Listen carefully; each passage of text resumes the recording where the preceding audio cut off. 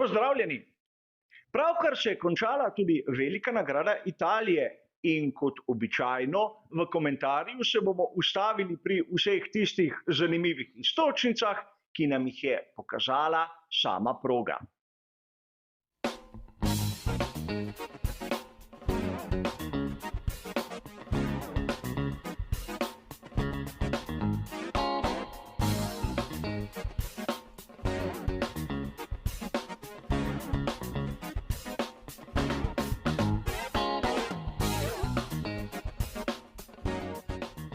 Tudi današnji komentar bo kot običajno razdeljen na dva dela. V prvem si bomo ogledali vse tisto, kar se je zanimivega zgodilo na sami progi. V drugem bomo najprej primerjali mojo osebno napoved glede možnih strategij s tistim, kar so pripravili pri Pirelliju. In nato glavni preizkus obeh napovedi pač s tistim, kar smo videli na progi. A začnimo na začetku. Sam štart dirke je bil zamaknjen, ker je imel Yuki Tsunoda težavo na svojem Alfa Tauriju, kar je pomenilo, da smo kar nekaj minut zrli v ekrane in čakali, da se bo dogajanje začelo. In verjetno tudi v glavah marsikaterih voznikov so se pojavljale razne variante glede tega, kako začeti dirko. A menim, da je najboljšo izbiro imel prav Carlos Sainz mlajši, ki je lepo povedal, malce zaprl linijo Maxu Verstappenu in skozi prima variante odpeljal kot vodilni. In to zgodbo ponavljal kar nekaj krogov. Verjetno marsikdo izmed vas se je začel spraševati, kako je možno, da Red Bull ni bil sposoben prehiteti Ferrarija.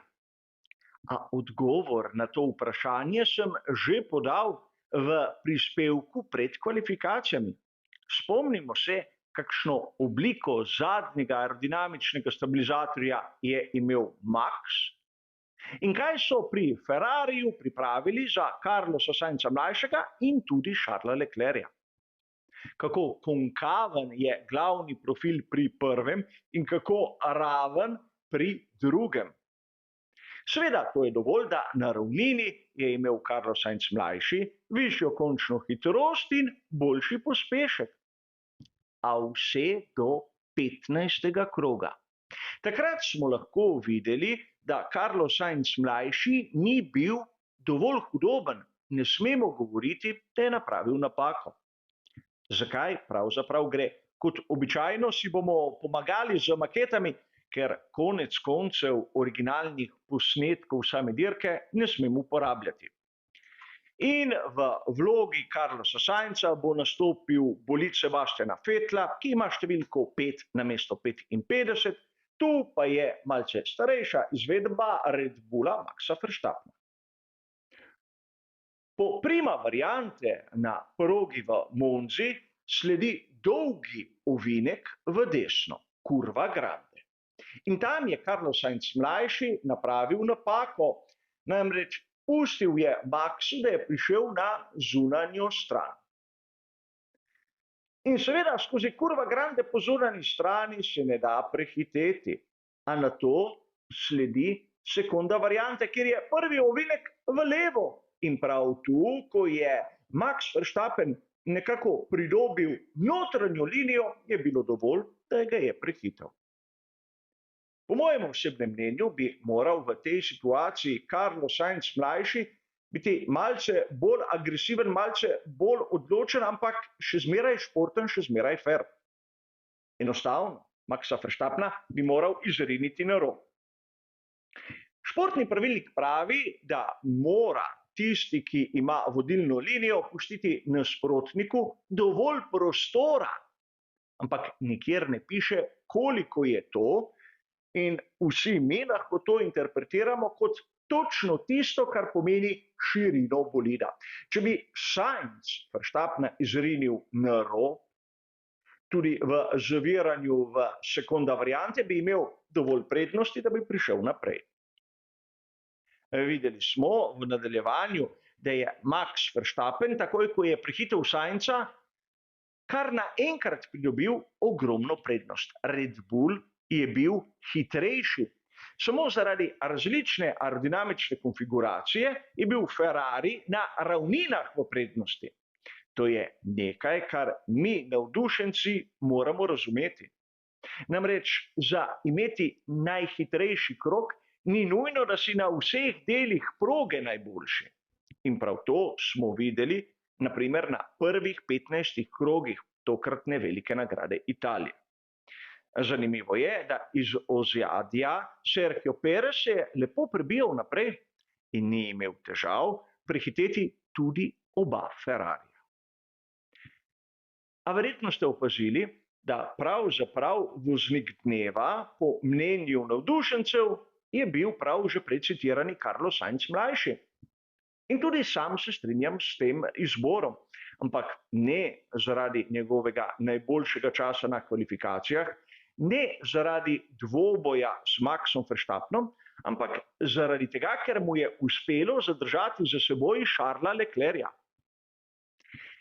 Ne bom sedaj preveč sarkastičen, ampak verjetno ste opazili, da pri prvi menjavi Carlosa Sainza mlajšega so bili mehaniki pri Ferrariju počasnejši za približno sekundo.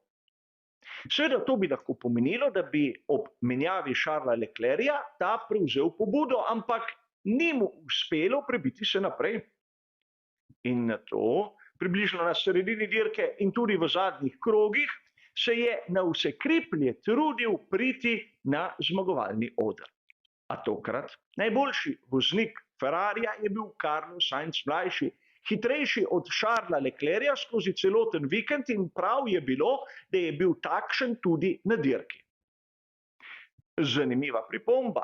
Iz samega komandnega pulta so Charlesu Leclercu sporočili, da v zadnjem krogu ni potrebno tvegati, čeprav Charles Leclerc tega ni poslušal in je do zadnjega skušal priti mimo Sainza.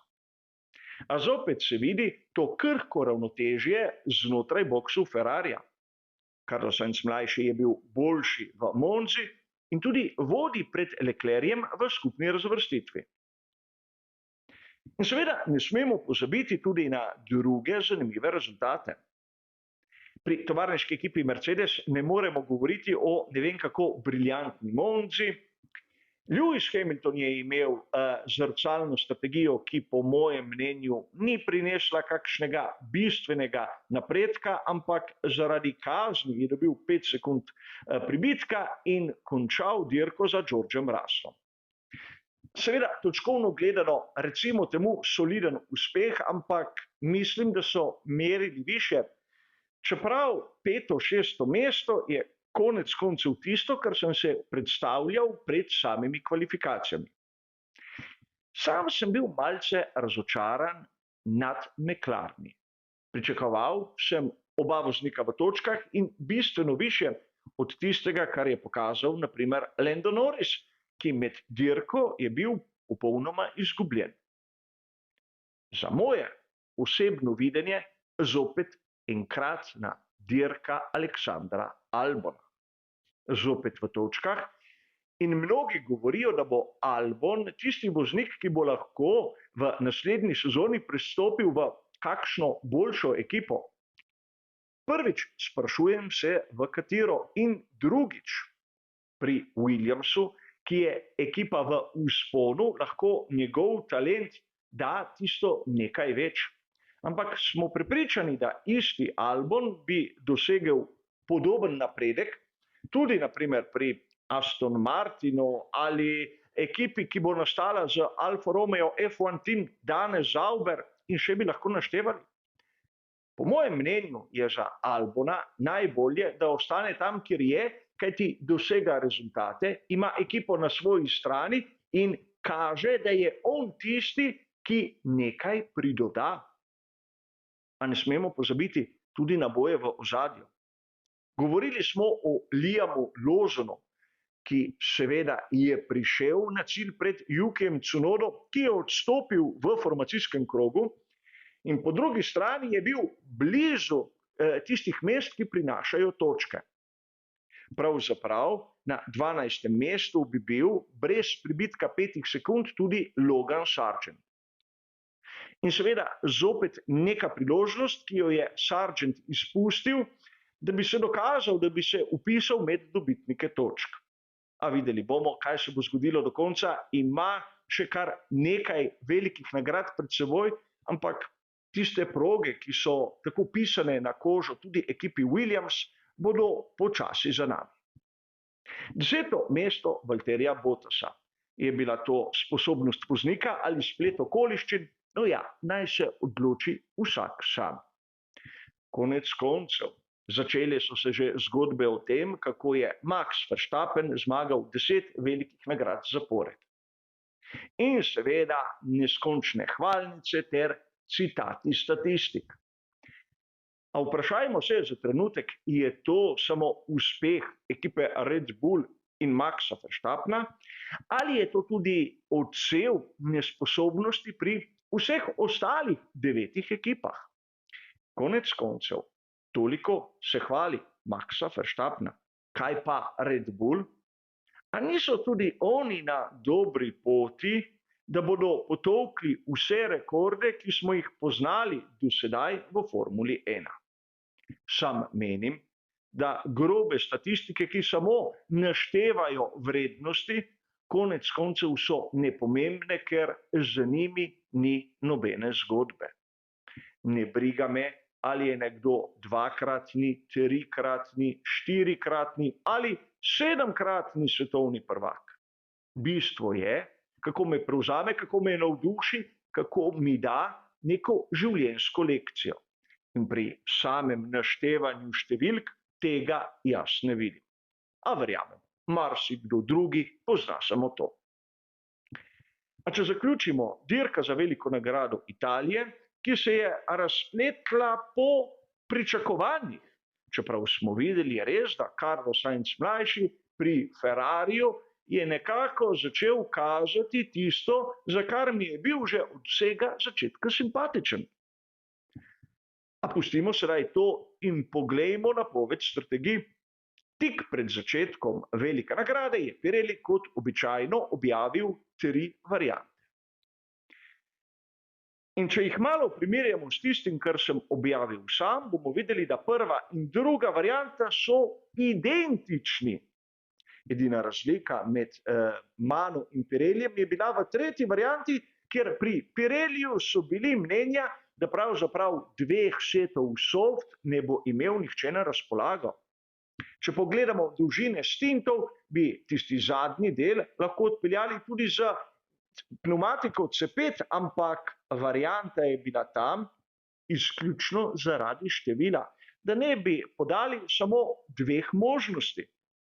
Videli smo na sami dirki, da je bila tista prva varianta, tista najbolj dolgočasna, tista najbolj predvidljiva, tudi ona najbolj učinkovita. Začeti na pneumatiki medium in nato nadaljevati na pneumatiki hard. Seveda, Lewis Hamilton je ta 2 stinta med seboj zamenjal, ampak videli smo, da pravzaprav kakšne velike razlike ni bilo.